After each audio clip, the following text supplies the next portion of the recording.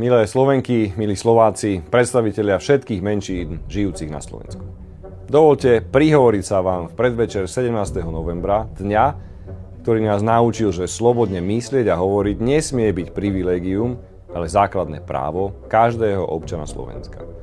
Na námestiach stáli ľudia pred 36 rokmi aj preto, aby sa zbavili jedného jediného správneho a povoleného názoru.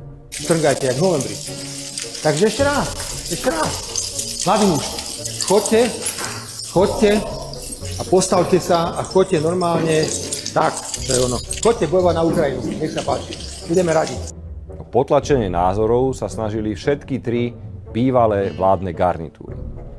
Dnes sa nás ale opäť snažia tí istí ľudia presvedčiť, že len jeden názor je ten správny. Dnes som rozhodol, že preveríme ich povolenie na vstup a prácu na úrade vlády, teda právo vstupovať na úrad a otravovať nás s ich otvoreným nepriateľstvom. Do rozhodnutia budú neželanými hostiami na úrade vlády. Pekný deň. Len jeden názor si môže dovoliť byť slušne neslušne. A len jeden názor nemusí byť cenzúrou. Americká!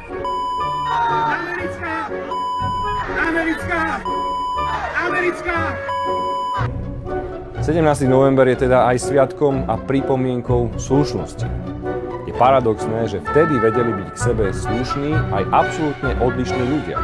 Disidenti a komunisti. Že ich vyženieme, Boha, my ich vyženieme, nebojte sa. Keď všetci dobre zaberieme, tak 30. septembra nezostane pomník ani masný fakt. Tak ako v Čechách bola vtedajšou hymnou námestí modlitba pre Martu, my na Slovensku sme mali Hoffmanovú pieseň. Ľúbili sme si lásku. Je človek väčšia prostitútka, čím je väčší lotor, tým je to väčšia celebrita. Musíme dať dole prezidentku. A jej obsah je záväzkom, ku ktorému stojí za to sa vrátiť. V duchu toho slávneho rež a rúbaj do krve po Šimečkovej kotrbe. Sľúbili sme si lásku. Sľúbili vravieť pravdu len. Sľúbili sme si vydržať. Sľúbili sme si nový deň.